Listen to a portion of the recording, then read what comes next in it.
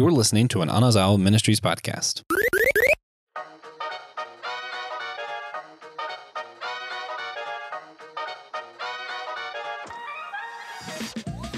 Have you ever had a question about a myth or a piece of history that's haunted you? A question that's haunted my brain for nearly 20 years is addressed in this show, this great comedy, Our Flag Means Death, addresses the question, why did Blackbeard put up with Stede Bonnet? It's something that many historians have pondered and answered with crazy, wild theories. So this comedic take decided, what if we came up with a crazier, wilder theory? What if Blackbeard loved Stede Bonnet? Guys, this is Systematic Geekology. We are your priest to the geeks. I'm Joshua Knoll. I am here with the one and only TJ Tiberius Juan Blackwell. Thank you. What's up, TJ? Yeah. What's going on, Josh? This is one of those. This is our HBO series, and this is one where, like, I was the only one who really wanted to do this, and I was like, I really want to talk about pirates. I really enjoyed this show. I'm just going to pull in the other greatest pirate lover I know on our show. I think that's probably accurate. It has to be. Probably, unless someone's hiding it. Yeah. I mean, other people like One Piece, but that's not quite the same. It's close. Yeah. I mean, it is pirate, and it's also anime. Which brings up, like, part of what I want to talk about first. So this show is a comedy that goes over the life of Stede Bonnet. If you've studied the history, though, you'd also realize that, dang, this is actually weirdly pretty close to what happened, which is part of what makes it even funnier. The more you know the history, the more you're like, oh, wait, that was actually just this ridiculous. Some rich guy just one day woke up and said, I'm tired of having a good life. Let's be a pirate, and just sucked at it. That really is what happened, basically. Yeah. So let's talk about that first. Let's talk about, like, what happened in real life. TJ, what do you know about the history of Captain Stede Bonnet? So I know Stede grew up rich on Barbados. You know, his father owned a lot of land. His father died in 1690 something, and Stede inherited all the money because he was the oldest son, only son. Something. And Stede didn't really like that a whole lot and decided to be a pirate, which lasted about a year. And then he came back later on after failing at it. Yeah. Which is fun because the show is pretty much doing that. So you see, he goes off, and the thing that we don't know in history, there's a lot of gaps in real life history because, like, we really don't know a whole lot about, like, why did this guy just decide, hey, I want to be a pirate now? From a Christian perspective, you know, it does make a lot of sense. Like, yeah, wealth doesn't make you happy. So he tried something else to make him happy. But from a historic perspective, it's weird. Almost all of your pirates, or your well-known pirates up to this point, were either pirates because they were part of a navy or a privateer to make money, and then laws changed, governments changed, whatever, and then they're kind of out on their own and were forced into being a pirate. Or you had a lot of people who ended up being pirates because it was literally the only way they could be free. A lot of slaves became pirates because, you know, pirate captain says, hey, I'll set you free if you help me loot and plunder some cities. That's a whole lot better than being a slave, you know? And then even there were a lot of times that men would go out to sea and get lost or were branded traitors for becoming a pirate. And sometimes the women would leave. There was actually an entire ship, I forget who it was, but it was ran just by women of people who were marked traitors because they realized either their only way of freedom was either to prove that their husbands were in fact not pirates, or they were just going to have to be pirates themselves. That's just how the law worked. Yeah. And then you have this Stede Bonnet guy. Bonnie. What's her name? Was that Bonnie? Yeah. That sounds right. Let's go with that. Always fact check Systematic Geekology. We don't pay anyone to do it for us, so we just expect the listeners to take care of that. Yeah. Yeah. But that is what made Stede Bonnet so weird. Everybody else is kind of doing it out of necessity or because of, like, weird government things. And this guy goes, man, I'm tired of being rich, wealthy with a family. What if instead of all of that, I just was a pirate? And he was like, he's typically known as, like, the gentleman pirate. He was really bad at it because he didn't want to, like, you know, steal, plunder, kill people. I think he just wanted to say he was a pirate. Like, honestly, I don't get it. Yeah. Well, he literally started his piracy in 1717 and was executed for it in 1718. Yeah. So he didn't get a lot of time. Yeah, because he sucked. The way I understood it is like he tried it for a little bit, and then he gave up on it.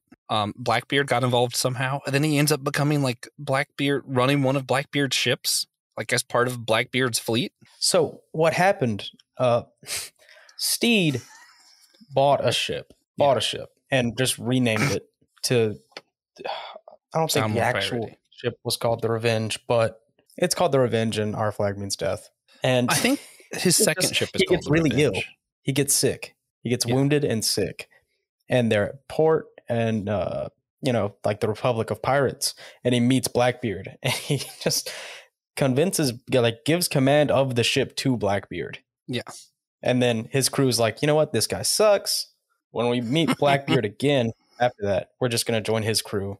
And then Stede was just a guest on Blackbeard's ship after that. I mean, you know what's funny is how much of this sounds like we're talking about like the show or like we're making up comedy, but like this is actual history. And that's what's funny too is like Blackbeard, Edward Teach or Ed Thatch or whatever. We don't even really know what his name was. We have so little history, and what we do have mostly sounds like myth. He is one of those weird characters. So when you have this guy whose like entire legacy is being this like dark, gritty character, and it's like, why did he take on Stede Bonnet, the world's absolute worst pirate? No one has a good answer. People keep coming up with reasons. This show's answer was fabulous. The show decided maybe Blackbeard and Stede Bonnet kind of, just had a thing for each other. Maybe they just had a crush. That's all it was. Yeah. Yeah. Yeah, which is pretty amusing when you think of all the other depictions of Blackbeard we know of. I'm thinking of like Blackbeard in Pirates of the Caribbean or Blackbeard in our favorite anime, One Piece. Yeah. They're both pretty grimacing, terrible characters. And that's what he's known for. He's generally just a scary guy. Yeah. Yeah. I think I heard one legacy that like after his head was cut off, he's like swam around the ship that defeated him like 3 times or something. Crazy stuff. I like going camping at Cumberland Island, just giving this away to people. So I have a few books about different history and stuff that's happened at the island. There's theories that he visited and put part of his treasure on that island. We have no idea anything about this guy, what he did or anything, other than he was scary. Yeah, we all can kind of agree this was a scary guy. And I think, which I know when you're talking to Christians, it can get kind of when we're talking about same-sex attraction, that kind of stuff. But like, I thought it was really funny, the idea that Blackbeard took on Stede because Blackbeard kind of developed feelings for him romantically. Because it's like, we don't think of Blackbeard of having romantic feelings at all. Just not who he is. Yeah. It's just not part of it. Yeah. Now, to you, did knowing some of the history and stuff like that bring out the humor better for what little you got to see of the series so far?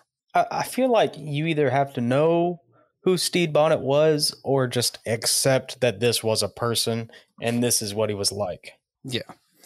Do you think they got the character Stede Bonnet pretty correct as far as things go? Well, I didn't know the guy, but yeah. And this is 300 years ago history. Yeah. So we don't know like a ton about Stede Bonnet, but we know a lot more about him than some other pirates. And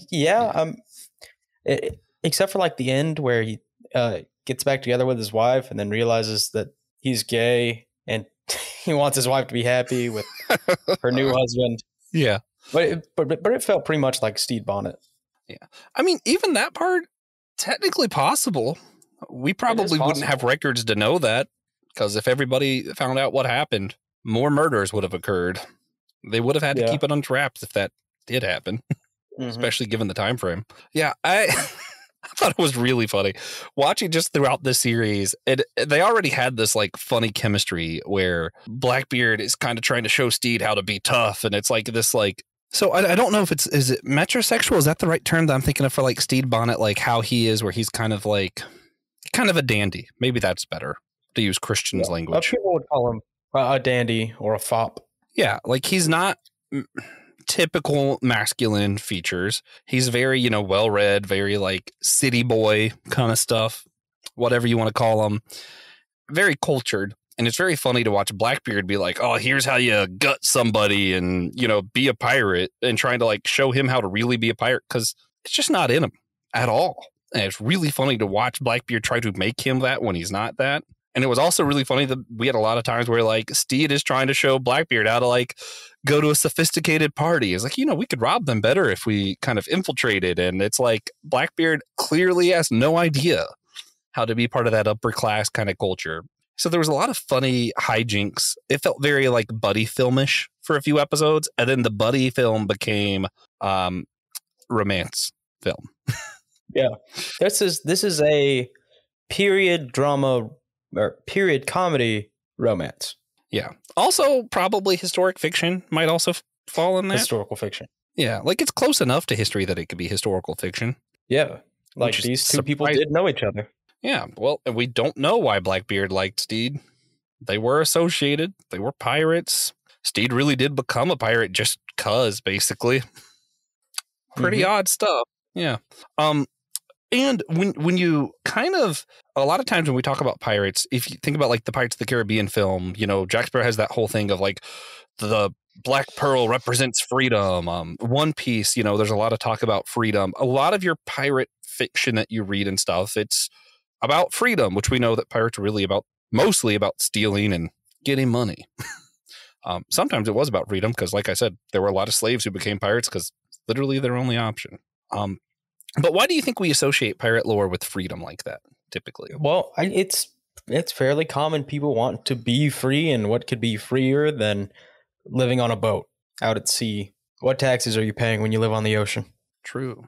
Also, being anti-government, a lot of times, a lot of people associate as being more free.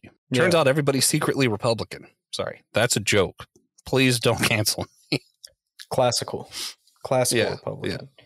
Everyone's secretly libertarian. Yeah. Nobody actually wants federalism, except for maybe Thomas Jefferson.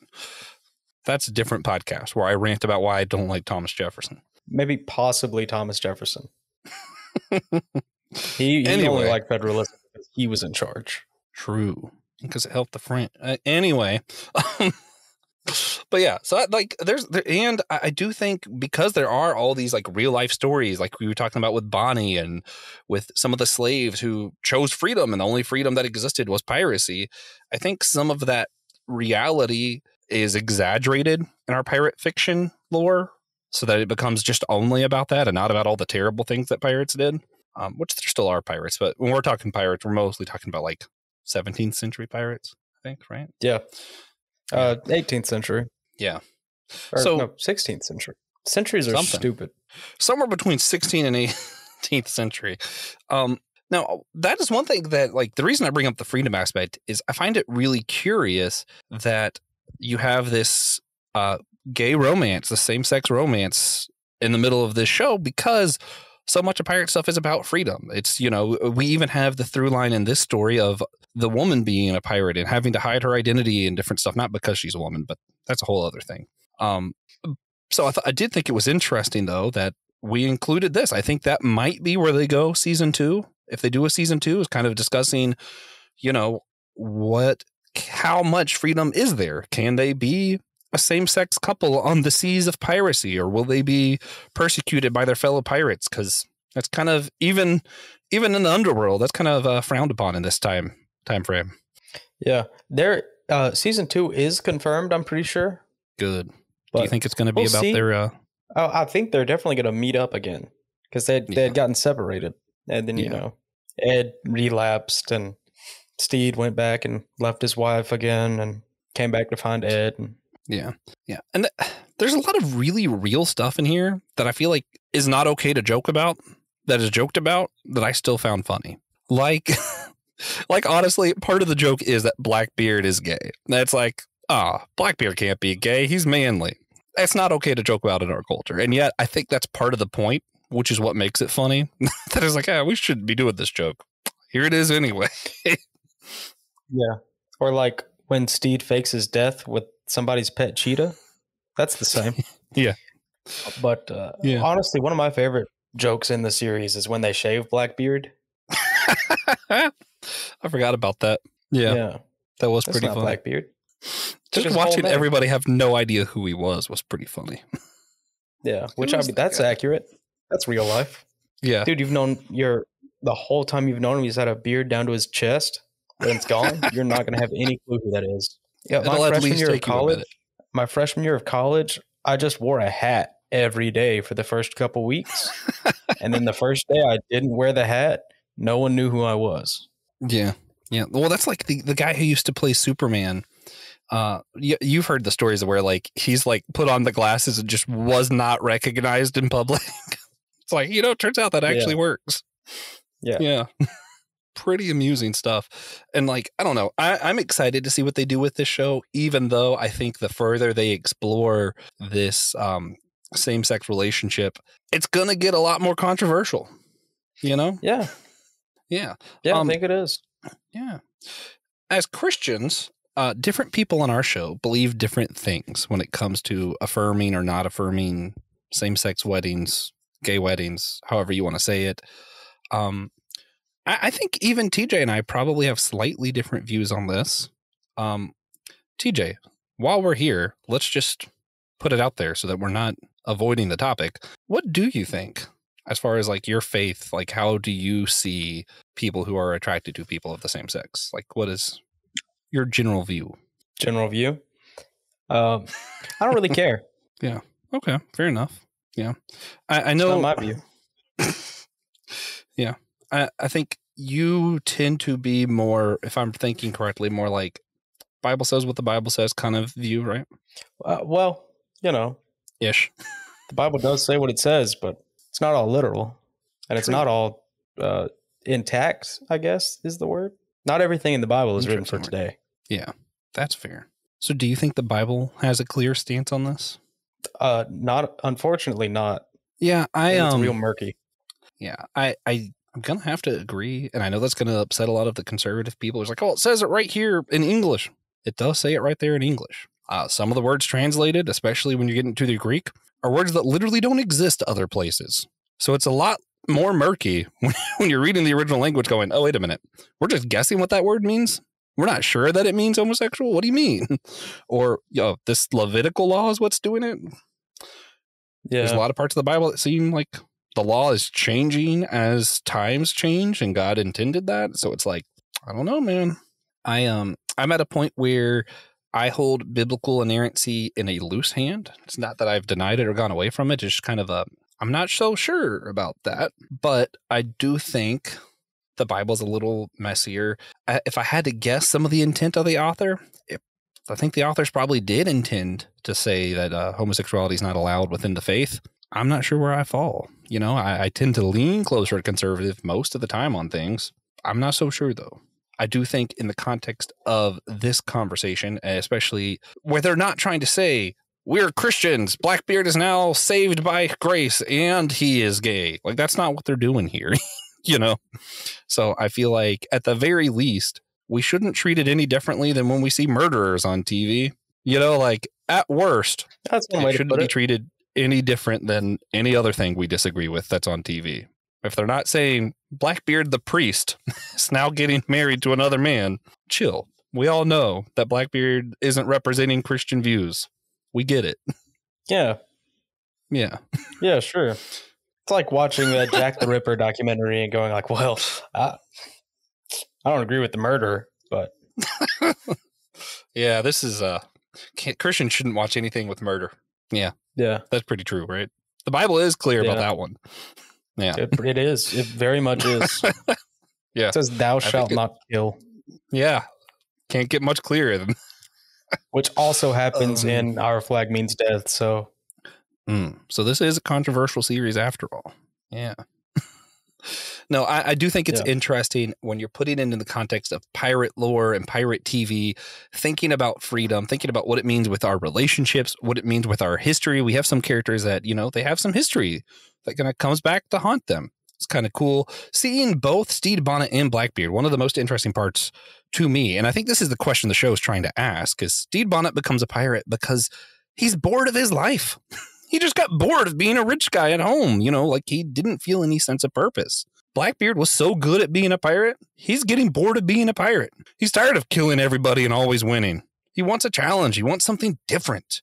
And I think that's relatable. I think everybody has a point in their life where they're like, I'm kind of bored of what my life is. I'm tired of this rut that I'm in. except for TJ. I assume TJ's never felt that. TJ's always living exactly the way he wants to.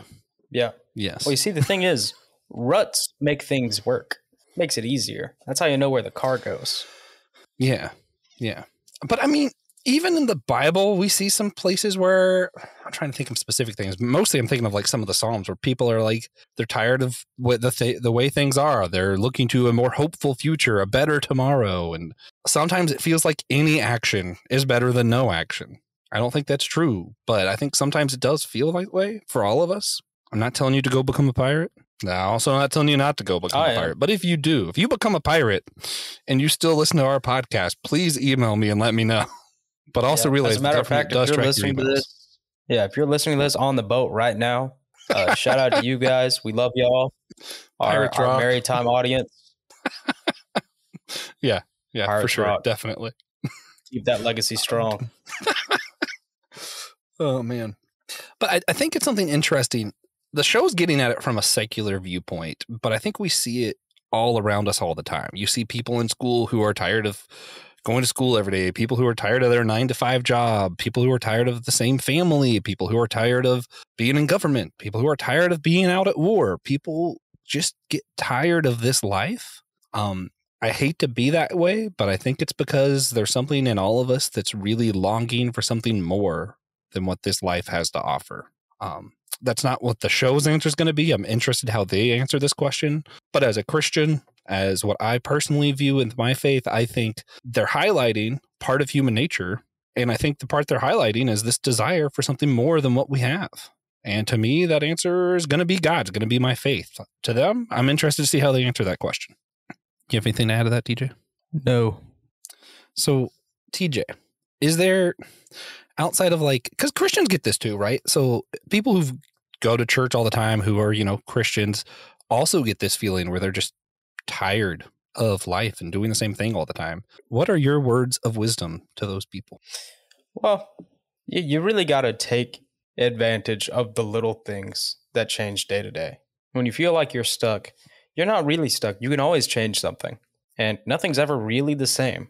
Something different's happening every day. It's up to you to interact with it. True. I think people forget how massive this universe that God created is too. As someone who likes hiking a lot, I'm like, I can always find a new place outside that I haven't seen before. Believe it or not, the wilderness in Arizona, wildly different than the wilderness in the Carolinas. It feels like you're in a whole other world, which is why your older films like Star Wars are able to just record something in a different country. And we're all like, wow, this feels like a whole different planet. It's because our planet is actually just that massive. Yeah. Yeah. Not even the planet. Like I was in downtown Greenville the other day. I was seeing things that I didn't know were there. Yeah. Lived here my whole life. Also, there's these things called books. There's whole new worlds in books and different fandoms. And that's why I think that's part of like why we like things that we like, is like, we don't want to just see our life over and over. If all TV shows were just regular life, that would suck. I like seeing Star Wars and then Star Trek and Doctor Who and Rings of Power and all these other worlds that I can explore and live vicariously through. I think that's where fandoms are actually powerful. I also, so one part, my answer is always going to be faith. Seek God, seek the things that are larger than this life. Help somebody. If you invest into people, that always, like, that never feels like a waste of time. That's something. Like, if you go find a homeless shelter and you start investing in that and helping other people, or if you go find a way to invest in charity or to help others, that always gives you purpose. So I think that's always a good thing to do. But also, we live in a massive world with plenty of fandoms, plenty of nature to see. I think there's always an answer to this question, and it doesn't have to be go become a law-breaking pirate. Could be, but it doesn't have to be.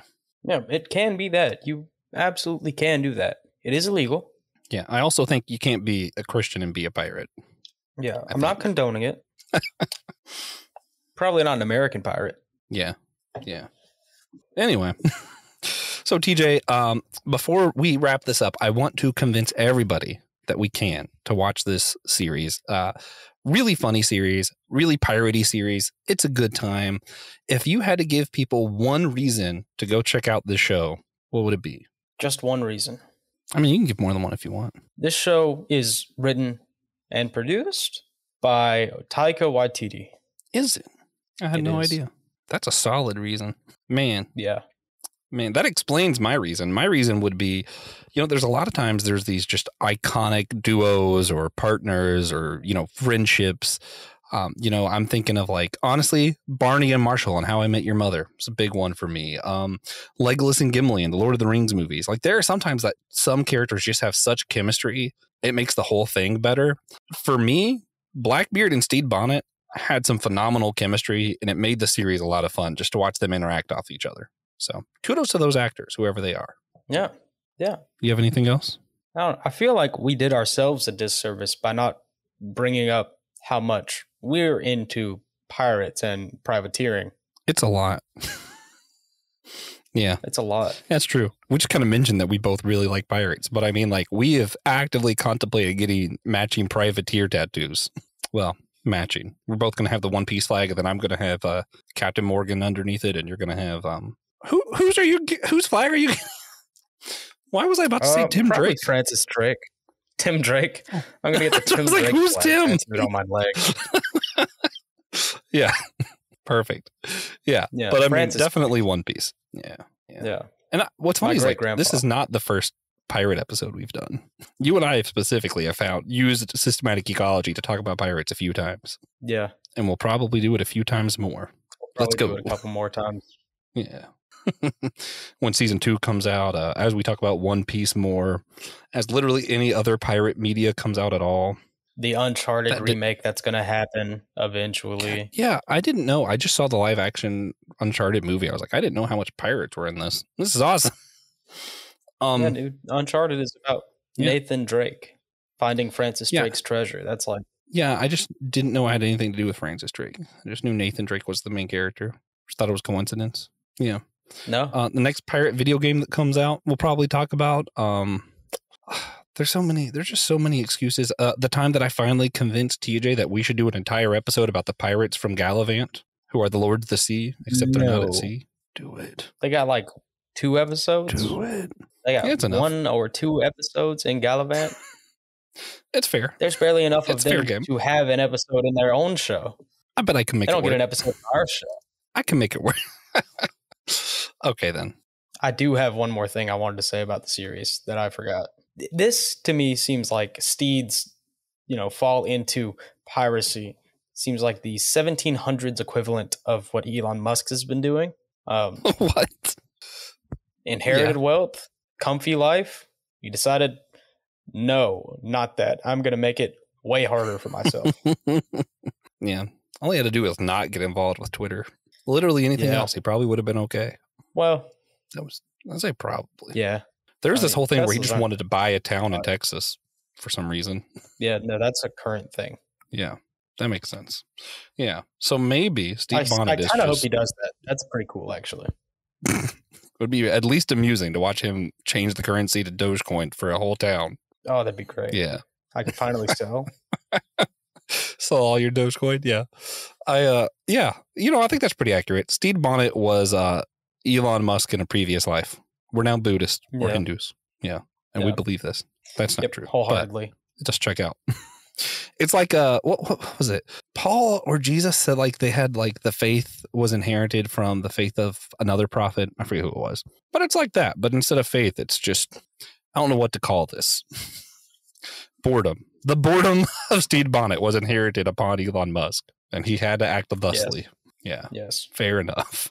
It's a good one. Also, all right, so shout out, Stede Bonnet died in Charleston, South Carolina. Did he really? Yeah, executed, but still. All right. SG road trip. Guys, meet us there. We're going right now. Whenever you're listening to this, doesn't matter what year, what day it is, TJ and I are currently on our way to Charleston. Meet us there. Yeah. That's how that works, right? It will be. Yeah, time travel is weird. Anyway, so instead of recommendations, when we wrap up our HBO series, we like to tell everybody something about how we binge watch our shows. There's a lot of different things I do. I don't typically do the same thing every time I'm watching a show. But as I've been catching up with One Piece, I have been doing a lot of binging. Most recently, I just kind of, I have a TV in my bedroom. So I woke up and said, I wonder how much One Piece I can watch before I feel like I have to get up. So that's how I was binging it the last time I binged a show. Yeah. Do you have a TV where you sleep, TJ? Is this is that a thing for you? So sort of. Interesting. Yeah. Are you gonna explain? So I have my monitor that I play games on, and my laptop, which is always set up directly in front of the monitor. Yeah. And I do actually, you know what? I do have a TV right in front of my bed. It's just not even plugged in. It's never even on. I don't use it. You just use your monitor. Do you watch TV on your monitor? Nope. How do you watch TV? You just go to the other room when you need to watch something? Yeah, usually. Man, you're far less lazy. Worst case scenario, I'll watch it on my laptop. And then if I'm really feeling it, I'll plug my laptop into either one of the other bigger screens, and I'll lay in bed and watch it that way. If my kitchen wasn't so close to my living room, I might watch everything in my bedroom. There's a genuine possibility of that. But luckily, my kitchen's pretty close to the living room, so I grab a snack and sit in there a lot of times and watch TV. But if it wasn't for that, bedroom's a place. Yeah. So let us know how you watch TV. If you watch TV in bed, don't send us a picture, but let us know. We'd be curious. Yeah. And of course, come back tomorrow. We have more regular episodes, and remember that we are all a chosen people, a geekdom of priests. This was an Anazao Ministries podcast. If you enjoyed this show and would like to learn more about our network, be sure to check out the Anazao Ministries podcast network.